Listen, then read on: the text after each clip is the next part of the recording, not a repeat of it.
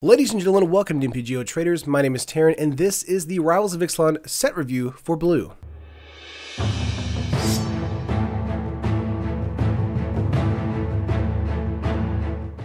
Alright, we're back, and I have a blue shirt on now for the color blue, and we're going over the blue cards that are in the Rivals of Ixalan set. Lots of blue cards are a ton of fun. Some of them are kind of terrible, but we'll get into those in just a minute. Of course, like the video if you like it, and subscribe for more content like this in the future. Helps us know you care. And let's get right on into it. We have Admiral's Order for our first blue card here. 3 mana instant with Raid. If you attack with a creature this turn, you may pay 1 blue rather than pay this spell's mana cost, counter target spell. This card is incredibly interesting, both for draft, sealed, constructed, for standard, and for modern. And the reason is because of the 1 blue spell cost on our turn when we trigger Raid. Now for standard, this is basically just a card that's going to be able to blow out a Settle the Wreckage when you're playing Grixis Pirates or any kind of pirate builds. But in modern, it could be a great way to go up against another kind of way of our opponent using a card against us, like Path to Exile or anything like that after combat or during the attack phase of combat. One of the things to keep in mind for modern is most players do not play like that. They play more at the beginning of combat instead of after attacks have been declared. So it may not be as useful in modern. It could just be a way to make sure that our opponents do use their removal before modern combat does happen. But in standard, I think it's a fantastic way to get around a Settle the Wreckage, any kind of other stuff maybe in draft, like a Divine Light, things like that. Cards that we know that will be destroying our creatures whenever we attack or block or whatever, things like that. And of course, if it doesn't trigger Raid, it's just a 3 mana counter spell. So even if you do get into this with intention to use it in draft, it's still just a cancel, which is okay. Not terrible, not great, but something that you probably don't want to be using in your actual main board until game 2 when you know what you're up against. But if you're into a pirate strategy in drafted and sealed, this might be a card you want to get into actually kind of frequently. It really just depends on how fast and aggressive your deck actually is. Let's go up here to the next card here. We have Aquatic Incursion. This is a 4 mana enchantment. When Aquatic Incursion enters the battlefield, create 2 1/1 blue merfolk creature tokens with hexproof. That alone is pretty decent for us, but it also has pay 4, target merfolk can't be blocked this turn.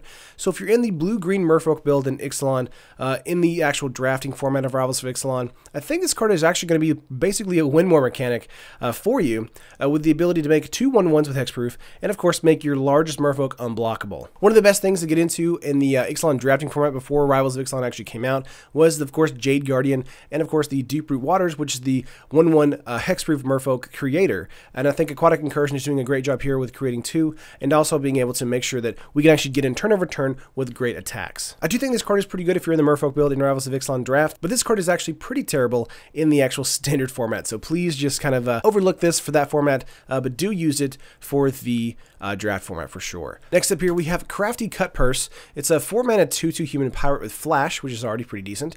When Crafty Cut Purse enters the battlefield, each token that would be created under an opponent's control this turn is created under your control instead. This card is kind of secretly amazing in standard if we have a situation where we're creating, or our opponent is creating a lot of tokens in a single turn. I think this card is actually quite good for that, and we'll see what happens in the near future for this card as far as being standard playable and brew aroundable. I think for draft and for seal, this card is probably just going to be a 4 mana 2/2 with flash, which isn't terrible, I guess, because it is a flash creature, so it can come in on our opponent's turn. So that does mean it can be a surprise blocker for us. And I do think it works really well with cards like the Aquatic Incursion that we just looked at. Like our opponent plays Aquatic Incursion, we play Crafty Cut Purse, and then we actually get their, their tokens instead. I think that's really cool. I do think it's a kind of a cool blowout idea in some draft situations, but I think that is a sideboard and game 2 strategy instead of a game 1 strategy. So this is probably going to be like a mid to low pick in the actual drafting format itself. Next up we have Crashing Tide. It's a 3 mana sorcery. Crashing Tide has flash as long as you control a merfolk. Return target creature to its owner's hand and draw a card. So for 3 mana we get to bounce a creature and draw a card. If we have merfolk on the battlefield, we can actually use this on our opponent's turn. This card is really good. Again, card advantage in draft and sealed is always really, really highly sought after, and this is actually kind of pseudo removal too against any kind of large like dinosaur or creature like that. And it's also can be used on our opponent's turn if we're playing in the merfolk build, so any kind of a Simic merfolk strategy. If we get into a Crashing Tide, it's basically a 3 mana instant instead of a 3 mana sorcery, and that's awesome. In standard, I don't think this card will probably see any kind of play It is interesting that it is a bounce spell and a draw spell, so you could see some brew around play, but I think for the most part this is just going to be a draft and sealed card only. Next up here we have Curious Obsession, a 1-mana enchantment aura, enchant creature. Enchanted creature gets +1/+1 and has, whenever this creature deals combat damage to a player, you may draw a card. And of course, at the beginning of your instep, if you didn't attack with a creature this turn, sacrifice Curious Obsession. This card is really, really good. The reason, of course, is this is a 1-mana blue enchantment aura that gives +1/+1, which is already pretty decent on turn 2 for a turn 1 attacking creature or turn 3 attacking creature. And it's also a great way for us to get card draw and filtering going early on in the match. I think this card is fantastic for a Grixis Pirate strategy, or maybe an Izzet Pirate strategy, or maybe a Simic Merfolk strategy. Curious Obsession is fantastic. Of course, the downside is if we didn't attack with a creature this turn, we do get to lose the card, which is kind of a downside if we're up against a heavy like control or heavy creature like battlefield we're going up against, like hitting up against. I do not like that ability on the or the side effects of this card. But other than that, it's just pure value, and that's awesome. It encourages aggression while giving us kind of a bump, as well as being able to do some card filtering, and that's really, really swell. But of course, for formats, this is going to be a draft and sealed card for really great tempo, and I'm not really sure we'll see this in standard. We might see this in maybe some Miracle Grow play, but I'm not entirely sure just yet. But I think, you know, keep that in mind for a Miracle Grow deck going forward, though. Next up here, we have Deadeye Rig Hauler. This is a 4-mana 3/2 human pirate with raid. Whenever Deadeye Rig Hauler enters the battlefield, if you attack with a creature this turn, you may return target creature to its owner's hand. So this is basically, you know, the Grixis Pirates or Dimir Pirates maybe, like card for a bounce spell for our opponent. A 3/2 for 4 is not terrible. It's not great. The ability on top of this to bounce an opponent's creature, basically for either a game-ending swing or for just maybe a removal spell if it's a token. I think that's very, very good. Of course, just like all of the other creatures that bounce other creatures, they're very good in draft and in sealed, and these are not very good in standard, where the matches kind of drag on a little bit longer, and we have more like affordable creatures as well as better removal. So Deadeye Rig Hauler is definitely going to be a draft-only card. Moving on here, we have Expel from Araska. This is a 2-mana instant with Ascend. Of course, Ascend is if you control 10 or more permanents, you get the City's Blessing for the rest of the game. Return target non-land permanent to its owner's hand. If you have the City's Blessing, you may put that permanent on top of its owner's library instead. So this is an instant that's a bounce, but it's also an instant that can actually just like be a basic time walk for your opponent, which is awesome. Like, that's super good for an instant here. The ability to bounce a creature is great. The ability to put it on your opponent's deck is even better. In Draft and Sealed, this is a blowout card, blowout removal card.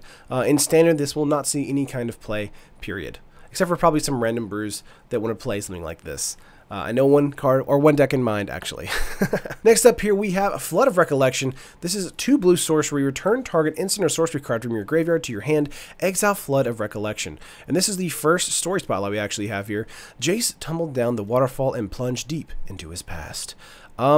This card is okay. It's basically just turning on, you know, an instant or sorcery from your graveyard to your hand. That's fine. I'm not really sure we'll see this in draft or sealed. Probably won't see it in standard that often. I'm not really excited about this card too much. I do think it's interesting, but for me, I feel like it's a little bit too much utility, a little too meta, and probably just won't get to see play at all. The only reason to board this into a draft and sealed deck is if you have removal and you don't have any more removal in your deck, and this is basically getting back that one piece of removal that just went to the graveyard. So that's really the only reason this card exists. Moving on here, we have Hornswoggle, which is a weird name. It's a 3-mana instant counter target creature spell. You create a colorless treasure artifact token with, of course, tap, sacrifice this artifact, add 1 mana of any color to your mana pool. This is a 3-mana Essence Scatter that gives you a treasure. That's all right in draft and sealed. I think that's pretty good. Now, will this see any kind of play in maybe like an Azurius, like Anointed Processions deck in standard? I highly doubt that. But this is likely just going to be a decent counter card in draft and in sealed, and I think you probably should pull it into the mid to low tier as far as the cards you're going to pull into if you're in blue. Next up here we have Induced Amnesia. This is a 3-mana enchantment. When Induced Amnesia enters the battlefield,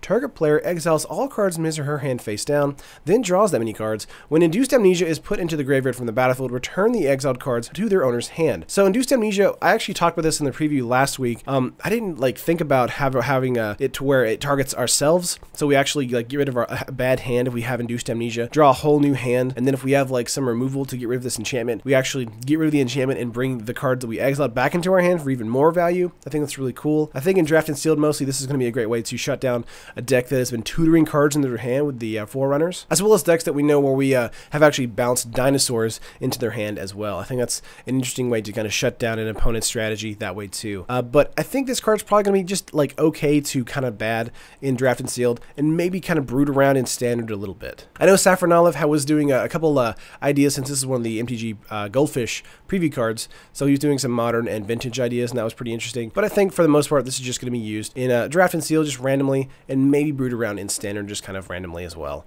This probably looks like more of a commander card to me, because it can get rid of one of those rare decks that has like an unlimited hand size, things like that. I think this seems more like one of those flavorful cards for that kind of situation. Next up here we have Kitesail Corsair, a 2-mana 2/1, which is already super fantastic. Kitesail has flying as long as it's attacking. That's really good. Again, a 2/1 for 2 is not terrible, but when it's flying, that is super amazing for us, because we actually get in turn over turn with a 2/1 flyer, because we're not going to block with it, obviously. And as long as it's attacking, it has flying, and that basically means it's a 2/1 flyer, which is amazing. So again, we're never going to use this for blocking, and that's perfectly fine. One of the best things too is that I could actually kind of work around some random green removal where it does kill like target creature with flying, because this creature doesn't have flying whenever it's not attacking, which is awesome. Again, this is a very high curve for us as far as getting into a 2/1 attacker in Draft and Sealed. So if you're in the Pirates or into blue color, this is going to be a great card for us. In the Standard environment, this might actually go into a favorable winds deck, even though it doesn't have flying all the time, so it can't block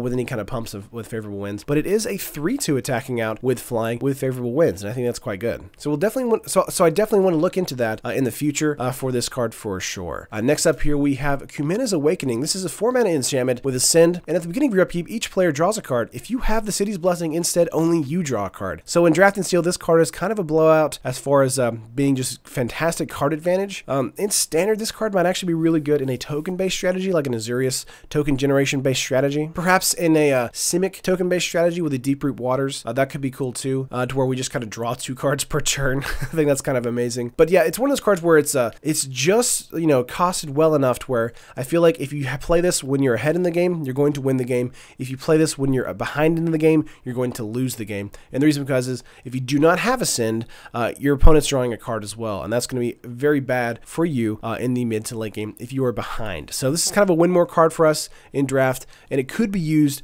as a win-win card for us, or advantage card for us in Standard if used correctly. Moving on here, we have Miscloaked Herald, a 1-mana 1/1 Merfolk Warrior. Miscloak Herald can't be blocked. This is a card that I was asking for, you know, in the last set. We didn't get it. We have it here. This card's amazing. I love it. So simple, so clean, and it's a card that's going to get in for 2, 3, 4, maybe 5 points of damage before it's dealt with properly. This is one of the great cards in the Merfolk build that you want to pick as soon as you see it, if you're in the Merfolk build, because as soon as you see this guy, you know if you get it down on turn 1 or 2, it's going to get in turn over turn really, really quickly. I do think a lot of people are going to undervalue this 1-mana 1/1 because it is just so simple, but you know, Slitherblade was a card in Amonkhet and Hour of Devastation, and it did some serious work. And if you get into a lot of Miscloak Heralds, thanks to a lot of the like pump spells that are in the set for Merfolks, I feel like this card is going to do a ton of damage. River Sneak was also in Ixalan too, so getting into River Sneaks and Miscloak Heralds could make an entire unblockable deck in Draft and Sealed, and that would be amazing if you got into that way. Moving on here, we have Negate, just a simple reprint for us. It's a 2-mana instant, counter target non-creature spell. Fantastic card for us. Going to be a great sideboard play for us.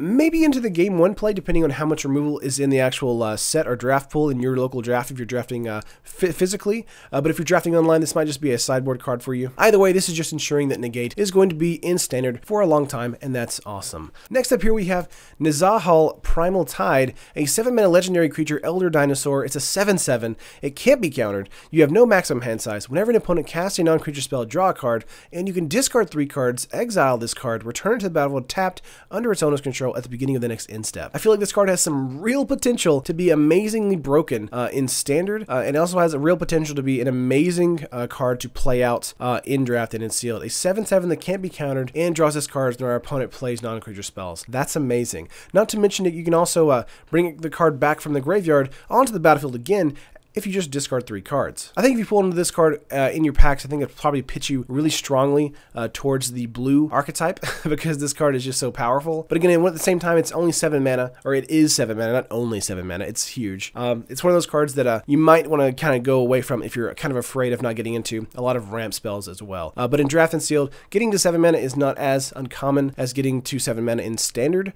So I think this card is probably going to be really good in Standard or in Draft and Sealed, but probably not as good as in Standard unless it's broken in some way. I know a Godfarrow's Gift strategy might like this card based on the maximum hand size and of course the non-creature spell draw ability too. That's really cool. And of course being able to discard cards to the graveyard and getting this card back onto the battlefield for basically just pitching cards in the graveyard for a Godfarrow's Gift trigger. Next up here we have Release to the Wind, a 3 mana instant, exile target non-land permanent. For as long as that card remains exiled, its owner may cast it without paying its mana cost. This card is incredibly interesting. I'm kind of confused on whether or not it's good or not. I feel like it's good in certain situations, and I feel like in a commander strategy, this card is actually kind of amazing depending on what kind of strategy they're using. If they're using some things to kind of cheat out a creature, then the Release to the Wind is making sure that they're paying for the creature outright. If they're not cheating out the creature, then of course that means that they have the ability to either recast the creature later or continue playing out their hand, and they're kind of going forward momentum strategy. I think either way, Release to the Wind is a fantastic bounce spell for you, and interesting as a decent removal spell against an opponent who's tapping out turn over turn really quickly with like some sort of a dinosaur strategy. So it's very interesting. It is non-land permanent as well, so it can be an enchantment, it can be an artifact, something like that. So I think that's really interesting too, especially if it's a flip land that you don't want to flip just yet, like a Search for Azcanta or whatever. I think that's interesting in Standard. But I think for Draft and Sealed, this is just a decent bounce spell. I feel like a lot of people aren't going to like this card because it does give our opponent options, but I do think it is very good at being able to be kind of out-tempoing our opponent for only 3 mana. I think that's fine. Next up here we have River Darter, a 3 mana 2/3 Merfolk Warrior that of course can't be blocked by dinosaurs. This card is fantastic in Draft and Sealed if you're getting up against a dinosaur strategy. It's a 3 mana 2/3, which is decent as well. In Standard, this will not be played at all. And that's about it. That's about all I can say about it. This might just be a sideboard card if you're in the Merfolk build, honestly, if you're not going up against a lot of dinosaurs. But I mean, it is a 2/3 just for 3, and I think that's fine too if you need like a 14th or a 15th pick in actually your creature slots. Next up here we have Riverwise Augur, a 4 mana 2/2 Merfolk Wizard. When Riverwise Augur enters the battlefield, draw 3 cards, then put 2 cards from your hand on top of your library in any order. This card is really good. This is drawing 3 cards, of course, and kind of filtering the cards in your hand and on top of the deck here. A 4 mana 2/2 isn't great, but the ability is fantastic and has fantastic abilities as far as being able to filter. I think this is great in Draft and Sealed at being able to kind of get through the cards that you want to get through. I think this card might actually be used in Standard for some weird control action, just because it's such good filtering. I'm not really sure just yet. I think you'll probably just see play in Draft and Sealed most likely, and you won't see any Standard play. But the card otherwise is super fun. Love the art. Just wish it was probably a 3/3 or a 3/4, or maybe even a 1/4, like Augur or Bolus.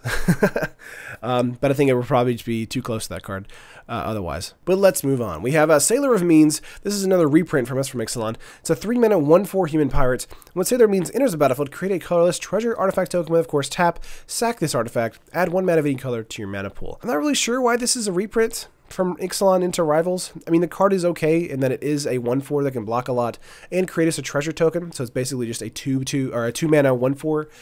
That's fine, I guess. I just don't know why it's being reprinted. Like the balancing issue here doesn't really make sense to me. I guess because they just need another thing to create treasure tokens maybe for the ability to kind of have a sin go off more quickly. That's fine, I guess.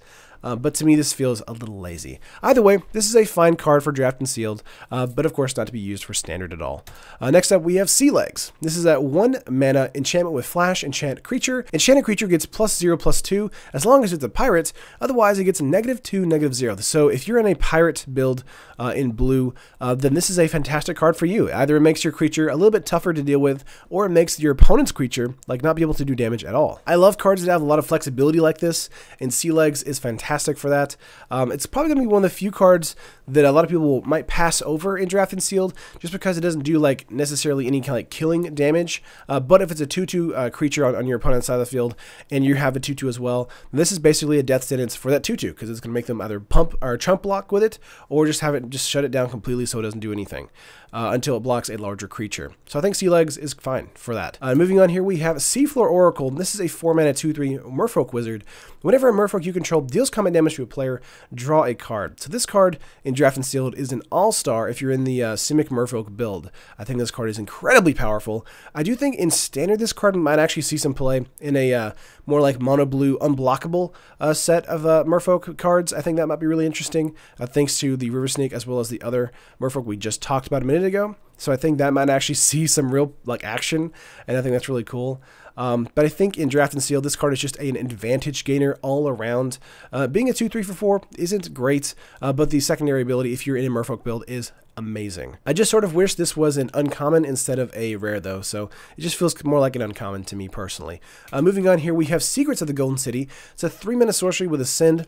Draw 2 cards. If you have the city's blessing, draw 3 cards instead. This card is super fun and super impactful if you have a lot of stuff on the battlefield, especially if you're a Merfolk strategy or a pirate strategy where you have either a lot of pirates or a lot of 1/1 hexproof Merfolks on the battlefield too. I think Secrets of the Golden City is going to be a powerful card to kind of go through or deal with for advantage in Draft and Sealed, and I think this might actually see some play in a weird token-based strategy in Standard too, because being able to pay 3 mana and then draw 3 cards is busted good. Of course, you may not pick this highly in Draft and Sealed thanks to the double blue, but it really depends on what kind of strategy you're playing whenever you start drafting to begin with. Next up here, we have Silvergill Adept, a 2-mana 2/1 Merfolk Wizard.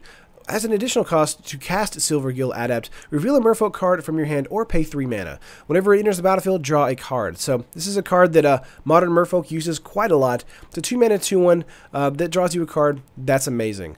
In Draft and Sealed, if you pull into a Merfolk strategy, this card is going to be a great way to kind of gain momentum, gain some tempo. In Standard, this is going to be in every Merfolk build we can see possible. And I think, of course, this is going to obviously make the Adept a little bit cheaper in Modern for us as well, even though it was pretty cheap to begin with. I'm a huge fan of this card, and I can't wait to draft it myself, honestly.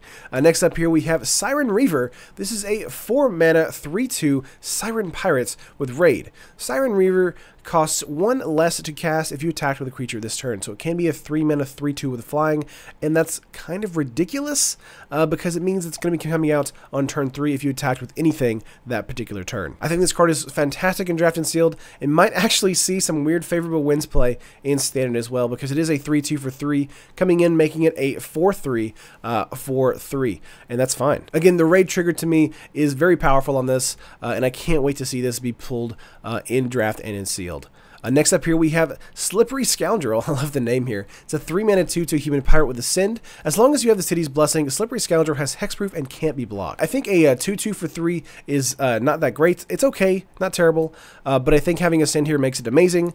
So we really need to see, you know, again, if we can get into a Grixis pirate strategy where we have a lot of treasures and a lot of pirates and land on the battlefield. Once we hit Ascend and we have this being a 2/2 hexproof unblockable, that is amazing. It's basically turning into a 10-turn clock at the moment. It's basically like an invisible stalker for 3 mana if we have Ascend. And like in Draft and Sealed, that's ridiculous. So I think you really need to look out for this card, especially if you get into a situation where you have a lot of permanents on the battlefield to kind of hit that Ascend very quickly. Next up here, we have Soul of the Rapids. This is a 5-mana 3/2 elemental, flying and hexproof. Hexproof on top of a 3/2 flyer is super good. This is probably going to be one of the premier draft commons in blue if you're getting into blue for Draft and Sealed. I do think in Standard this card will not see any kind of play at all, but in Draft and Sealed this is like exactly what you want. You want a 5-mana 3/2 flyer, but it has some form of evasion besides flying, which is hexproof, which means that our opponent can't use any removal spells against it. I think if you're able to get this out quickly, you can start attacking out turn over turn and just kind of close out a match as soon as this card hits the battlefield. My only, of course, concern about this is that it only has 2 toughness, so there are a bunch of other flyers in the format that this could have a problem bumping up against, but I do think there are enough pump spells in the format that it won't be that much of a problem in Draft and Sealed.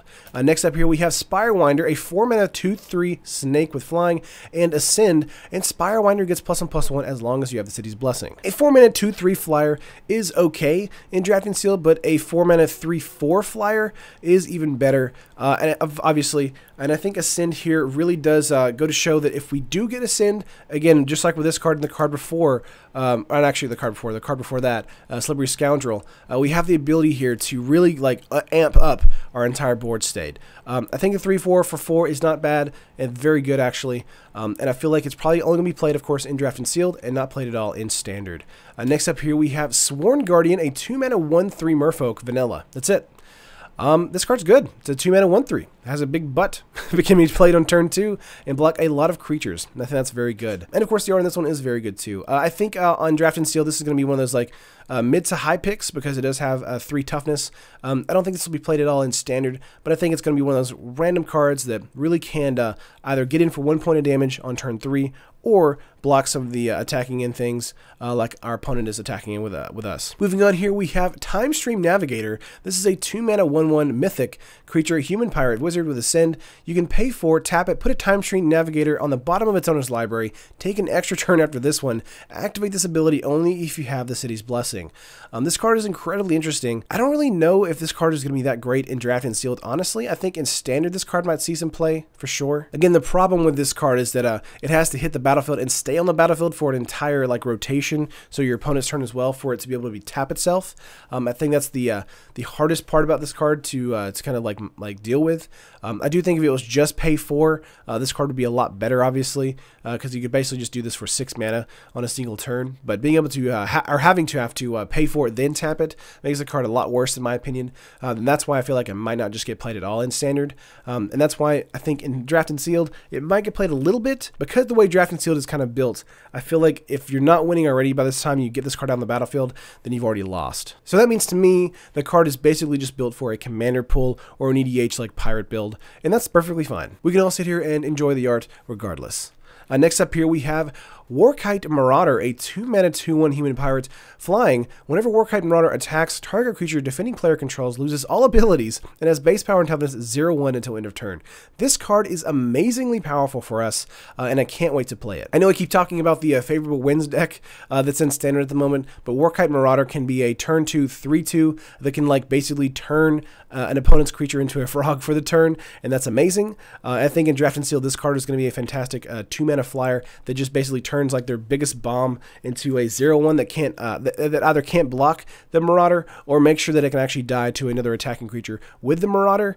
This card is super fun and definitely on the curve at being very powerful. If this is your rare for the pack, consider yourself excited because you're definitely going down the aggro path. And lastly, the card in blue here we have Waterknot. This is a 3-mana enchantment aura enchant creature. When Waterknot enters the battlefield, tap enchanted creature. Enchanted creature doesn't untap during its controller's untap step. So Claustrophobia for 3 mana, not bad. I like it. Very good shutdown spell, and going to be one of those cards that you draft into blue because you need some shutdown, you need some removal to deal with a hard to deal with creature. Waterknot's going to deal with that, and of course this is only a Draft and Sealed card only. This is not going to be used in Standard at all. But that is all the cards in blue for Rivals of Ixalan. I hope you liked it. Let me know what you think of the cards in the comments below. I really like blue here. I feel like it's probably not as powerful as it needs to be. There are a ton of really aggressive blue cards though, and I like that a lot. A lot of great merfolk, a lot of great pirates. Cannot wait to draft this set with the Ixalan cards together with the set, as I do think together the actual drafting format will probably be a lot smoother than it was with just Ixalan. But of course, that's it for the video, guys. Like the video if you liked it, subscribe to the channel, and I will see you in the next color.